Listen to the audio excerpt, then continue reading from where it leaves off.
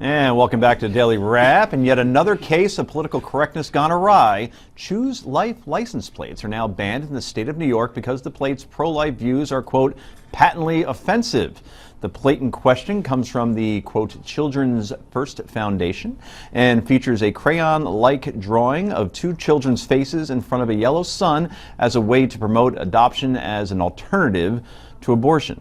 The DMV rejected the license plates in order to prevent possible road rage incidents, despite the judge, Rosemary Pooler, previously ruling that license plates fall under First Amendment speech rights, excuse me, while I screw up speech in general. So they are under speech rights. Yeah, they are. It's true. Anyway, Hanson, what do you make of all this? Well, from the very start, I think that states should not be selling these license plates, and then we would never have this problem. As soon as they opened it up to monetizing these license plates, once you do that, you now have to let people put what they want to put on them. And I think that this decision, where they are saying that the risk of danger, I mean, this brings us back to that Pamela Geller argument as to whether or not certain speech should be somehow curtailed because it might be dangerous. I think that that is dangerous. I think it's dangerous to the First Amendment. So I think that this case, by saying that it might create road rage, so we're not going to allow that to happen, who is this judge to, and this is what the dissent said, who is this judge to say that this will create road rage and something will not?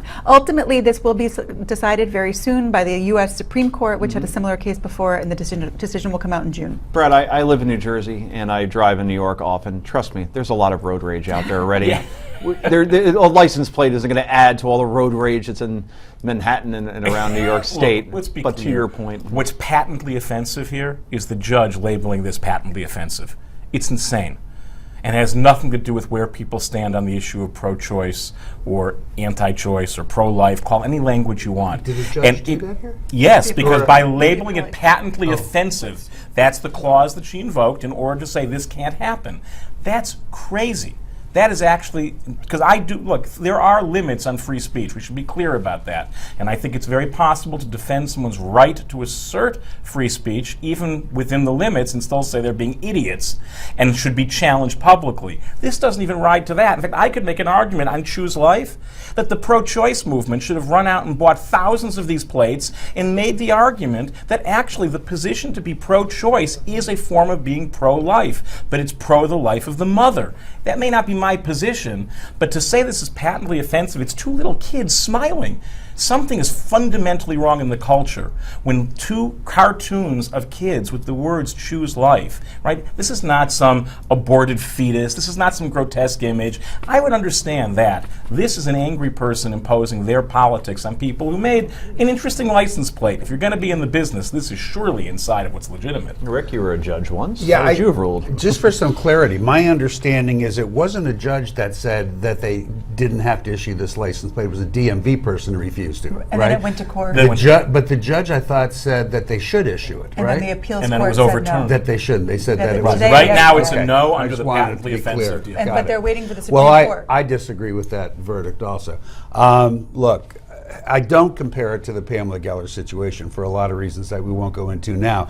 But I do think that, look, the First Amendment is all about government impeding our right to say what we want. And this is a direct case where government is impeding somebody's right. And if the rationale for regulating it is that it may cause road violence, well, I'll tell you what, I might get just as angry if I see NRA 1 with a gun drawn on it, or Long Live the South will rise. Well, you could and go that's- on and on and on with Endless specialty what plates. might annoy Right. you to the point So, of violence. yeah, That's not I- the law's job. I If you have agree a with violence you guys. problem, It's- you got to correct your violence Yeah. problem. Either not get rid of restrict people's specialty rights. plates altogether, Well, and that's, or I live think with that's what people fine, want you to know. say. But that's what the dissent, it was 2-1, this decision of this Right. appellate court. And that's what the dissent said. They said, there may be a public interest, and there's a whole argument of whether or not this is a public forum. Won't get into the weeds. But there may be a public interest, but we're not, who's to say? Who's to say what's offensive? Right. The case that's in front of the Supreme Court right now has to do with the Confederate flag and license plates with the Confederate flag on it. And the that's decision as offensive to some to people. many people Right. that's offensive and could create violence. You just made my transition perfect because I was going to bring this up anyway. The number one show in the country, it was on CBS in 1980, Yes. was the Dukes of Hazzard. It flip-flopped between Dallas and Dukes of Hazzard, both on Friday night, which is Right. now a graveyard for most shows. Right. And you know what that car had on the roof? It had Stars the and bars. Confederate That's flag. Yeah. And Bo and Luke looked like pretty reasonable guys. They didn't look like somebody who was walking around That with like, show offended so many people. It was #1 for how many years? Right. oh, at least 5 or 6. Yeah. But I think, Joe, that's the key. When you saw the stars and bars in the context of real people who you kind of identified with and liked, it wasn't a problem. When you're sitting on a bench making laws in general, you can make anything really a problem. And that's the issue. There's no context, and she made the wrong decision. In human context, no Besides, problem. they don't have Daisy Duke on all of these cars, and that makes a big difference. No, they do not. We'll order them up for you. Can you name the bar from the Dukes of no, Hazzard? I can name Catherine Bach, who played Daisy Catherine Duke, Bach did? but I can't name the bar. Okay, it was the Boar's Nest. Oh. So if there I you ever go. open a bar with the proper funding, I was thinking of Boar's Nest. Anyway, Potluck is next. This is the Daily Wrap. Don't go anywhere.